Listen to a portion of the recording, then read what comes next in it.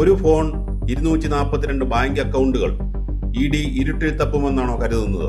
വീണ വിജയന്റെ phone ലോക്കാണെങ്കിൽ, ചാറ്റുകൾ delete ചെയ്തിട്ടുണ്ടെങ്കിൽ ED എന്ത് ചെയ്യും? എല്ലാം കഴിഞ്ഞു എന്ന് വിചാരിക്കല്ലേ. കളി മാറാൻ പോകുന്നത് ഇവിടെയാണ്. വീഡിയോ മുഴുവനായി കാണൂ. വാർത്തകളിൽ ED റെയ്ഡ് നടത്തി വീണ വിജയന്റെ ഫോൺ പിടിച്ചെടുത്തു, അക്കൗണ്ടുകൾ മരവിപ്പിച്ചു. ഇതെല്ലാം കേൾക്കുമ്പോൾ ഇതൊരു സാധാരണ രാഷ്ട്രീയ പകപോക്കലാണെന്ന് ഒരു വിഭാഗം പറയും. വലിയ അഴിമതി പുറത്തു കൊണ്ടുവരികയാണെന്ന് മറുവിഭാഗവും പറയും.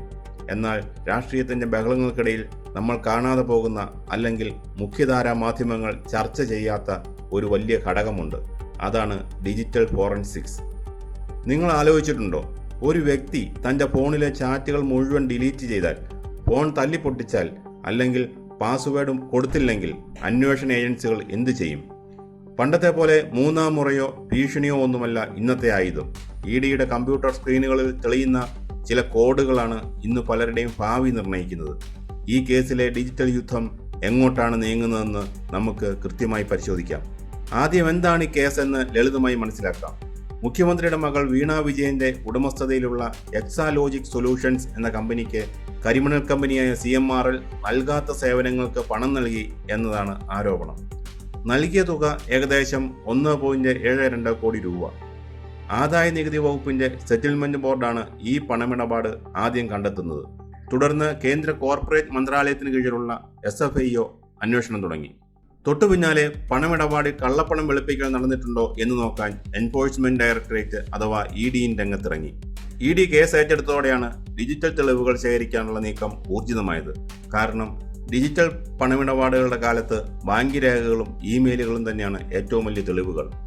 ED റെയ്ഡിലൂടെ വീണയുടെ ഫോണുകളും മറ്റ് ഡിജിറ്റൽ ഉപകരണങ്ങളും പിടിച്ചെടുത്തു. സാധാരണക്കാരനായ ഒരാൾ വിചാരിക്കും, ഫോൺ ലോക്കാണെങ്കിൽ ED എങ്ങനെ തുറക്കുമെന്ന്. ഇവിടെയാണ് ഫിസിക്കൽ എക്സ്ട്രാക്ഷൻ അല്ലെങ്കിൽ ഫോൺ ക്ലോണിംഗ് എന്ന സാങ്കേതിക വിദ്യ വരുന്നത്. EDയുടെ സൈബർ സെൽ ഉപയോഗിക്കുന്ന അത്യാധുനിക സോഫ്റ്റ്വെയറുകൾക്ക് ഫോണിൻ്റെ പാസ്വേഡ് ബൈപ്പാസ് ചെയ്യാൻ കഴിയും. ഫോണിലെ ഡാറ്റ മറ്റൊരു ഹാർഡ് ഡിസ്കിലേക്ക് അതേപടി ഒരു മിറർ ഇമേജായി അവർ മാറ്റും. അടുത്ത ചോദ്യം, ഞാൻ വാട്സാപ്പ് ചാറ്റുകൾ ഡിലീറ്റ് ചെയ്ത് കളഞ്ഞു, എന്നാൽ രക്ഷപ്പെടുമോ? ഇല്ല. കാരണം നിങ്ങളൊരു ഫയൽ ഡിലീറ്റ് ചെയ്യുമ്പോൾ അത് ഫോണിൽ നിന്ന് പൂർണ്ണമായി അപ്രത്യക്ഷമാകുന്നില്ല. പകരം ആ ഫയൽ ഇരിക്കുന്ന സ്ഥലം ശൂന്യമാണ് എന്ന് ഫോണിൻ്റെ ഓപ്പറേറ്റിംഗ് സിസ്റ്റം അടയാളപ്പെടുത്തുക മാത്രമാണ് ചെയ്യുന്നത്. ആ പഴയ ഡാറ്റ അവിടെ തന്നെ ഉണ്ടാകും. ഡിജിറ്റൽ ഫോറൻസിക്സ് ടൂളുകൾക്ക് ഈ ഡിലീറ്റഡ് ഡാറ്റ തിരിച്ചുപിടിക്കാൻ വലിയ പ്രയാസമില്ല. കേസുമായി ബന്ധപ്പെട്ട് ED 242 ബാങ്ക് അക്കൗണ്ടുകൾ നിരീക്ഷിക്കുകയോ മരവിപ്പിക്കുകയോ ചെയ്തിട്ടുണ്ടെന്നാണ് വിവരങ്ങൾ. 242 അക്കൗണ്ടുകൾ. നിങ്ങളൊന്ന് ആലോചിച്ച് നോക്കൂ. ഒരു അക്കൗണ്ടിൽ ഒരു വർഷം 100 കണക്കിന് ട്രാൻസാക്ഷനുകൾ നടക്കും. അങ്ങനെയെങ്കിൽ 242 അക്കൗണ്ടുകളിലെ ട്രാൻസാക്ഷനുകൾ ഓരോന്നായി പരിശോധിക്കാൻ മനുഷ്യർക്ക് സാധിക്കുമോ? ഇല്ല.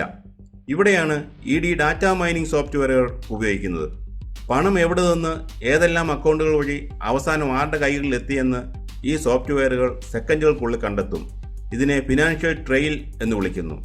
ഉദാഹരണത്തിന്, എക്സാലോജിക്കിലേക്ക് വന്ന പണം മറ്റേതെങ്കിലും അക്കൗണ്ടുകളിലേക്ക് മാറ്റിയിട്ടുണ്ടോ, അല്ലെങ്കിൽ ആ പണം ഉപയോഗിച്ച് എവിടെയെങ്കിലും സ്വത്തുക്കൾ വാങ്ങിയിട്ടുണ്ടോ? ഈ 242 അക്കൗണ്ടുകളുടെ പരസ്പര ബന്ധം ഒരു വലിയ വലക്കണ്ണി പോലെ കമ്പ്യൂട്ടർ സ്ക്രീനിൽ തെളിയും.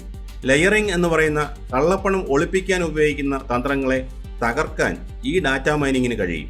ഒരു പ്രതിയെ അല്ലെങ്കിൽ സാക്ഷിയെ ED ഓഫീസിലേക്ക് വിളിച്ചു വരുത്തുമ്പോൾ അവരുടെ മുന്നിലേക്ക് അന്വേഷണ ഉദ്യോഗസ്ഥർ വെക്കുന്നത് വലിയ ചോദ്യങ്ങളല്ല, പകരം അവരുടെ തന്നെ ഫോണിൽ നിന്നെടുത്ത ഇമെയിലുകളുടെ പ്രിന്റ് ഔട്ടുകളും ബാങ്ക് സ്റ്റേറ്റ്മെന്റുകളിലെ ചുവന്ന മഷിയിട്ട വരികളുമായിരിക്കും. പഴയകാലത്തെ ചോദ്യം ചെയ്യലുകൾ നിങ്ങൾ സിനിമകളിൽ കണ്ടിട്ടുണ്ടാകും. രാത്രി മുഴുവൻ ഇരുത്തി ചോദ്യം ചെയ്യുക, മാനസികമായി തളർത്തുക. എന്നാൽ ഇന്നത്തെ ED ചോദ്യം ചെയ്യലുകൾ വളരെ കോർപ്പറേറ്റ് ശൈലിയിലാണ്. എനിക്ക് ഓർമ്മയില്ല, ഞാൻ അങ്ങനെ ചെയ്തിട്ടില്ല എന്ന് പ്രതികൾക്ക് പറയാൻ കഴിയില്ല. കാരണം ഡിജിറ്റൽ തെളിവുകൾക്ക് മുന്നിൽ മനുഷ്യന്റെ കള്ളങ്ങൾ വിലപ്പോവില്ല. ED ചോദ്യം ചെയ്യലിന് വിളിക്കുന്നതിന് മുമ്പ് തന്നെ ഹോംവർക്ക് പൂർത്തിയാക്കുന്നത് ഈ ഡിജിറ്റൽ ഡാറ്റയുടെ പിൻബലത്തിലാണ്. എന്നാൽ ഇതിനൊരു മറുപുറം കൂടിയുണ്ട്. ഈ ഡിജിറ്റൽ തെളിവുകൾ കോടതിയിൽ ഹാജരാക്കുമ്പോൾ ED വലിയ നിയമയുദ്ധം നേരിടേണ്ടി വരും. കാരണം ഒരു ഫോണിൽ നിന്നെടുത്ത ഡാറ്റ കോടതി തെളിവായി സ്വീകരിക്കണമെങ്കിൽ അത് കൃത്യമായ ഫോറൻസിക് ലാബിൽ പരിശോധിച്ച് അതിൽ യാതൊരുവിധ തിരുത്തലുകളും വരുത്തിയിട്ടില്ല എന്ന് സാക്ഷ്യപ്പെടുത്തുന്ന ഡിജിറ്റൽ സർട്ടിഫിക്കറ്റ് ഉണ്ടായിരിക്കണം. പ്രതിഭാഗം വക്കീലന്മാർ എപ്പോഴും ചോദ്യം ചെയ്യുക ED പിടിച്ചെടുത്ത തെളിവുകളുടെ വിശ്വാസ്യതയായിരിക്കും. ഫോൺ EDയുടെ കസ്റ്റഡിയിൽ ഇരുന്നപ്പോൾ അവർ തന്നെ അതിൽ തെളിവുകൾ ഉണ്ടാക്കി ചേർത്തതാണെന്ന വാദം പ്രതിഭാഗം ഉയർത്താൻ സാധ്യതയുണ്ട്.